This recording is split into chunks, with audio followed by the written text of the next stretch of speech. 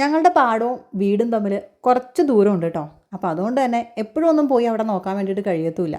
അതുകൊണ്ട് തന്നെ അവിടുത്തെ സാധനങ്ങളൊക്കെ മോഷണം പോകുക എന്നുള്ളത് സ്ഥിരം ഒരു പരിപാടിയാണ്. തേങ്ങ പറിച്ച് കൂട്ടിയിട്ട് പിറ്റേ ദിവസം എടുക്കാൻ ചെന്നപ്പം ഒരൊറ്റ തേങ്ങ പോലും ഇല്ലാത്തൊരവസ്ഥയാണ് കേട്ടോ. അതുപോലെ തന്നെയാണ് ഈ മാവേലെ മാങ്ങയും. അവിടെ ഒരു മങ്കുഴി ഉള്ളതുകൊണ്ട് തന്നെ അതിനകത്തുനിന്ന് മീൻ പിടിക്കാൻ വേണ്ടി കുറേ ആൾക്കാർ വരും.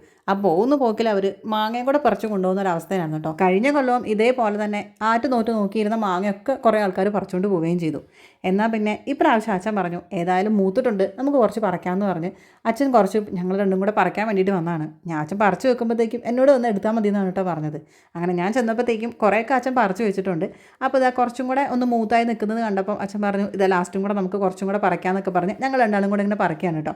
പറിച്ച് ഏറ്റവും ലാസ്റ്റ് ഇത് പറിച്ച് അച്ഛൻ്റെ തലയിലൊക്കെ അത് വീഴുകയും ചെയ്തു. അത് മാത്രമല്ല കേട്ടോ, പിറ്റേ ദിവസമാണ് മനസ്സിലായത് ആ ചെന മുഴുവനും മുഖത്ത് വെള്ളിയിട്ട് കംപ്ലീറ്റ് പൊള്ളി ഇങ്ങനെ നിൽക്കുന്നുണ്ടായിരുന്നു കേട്ടോ.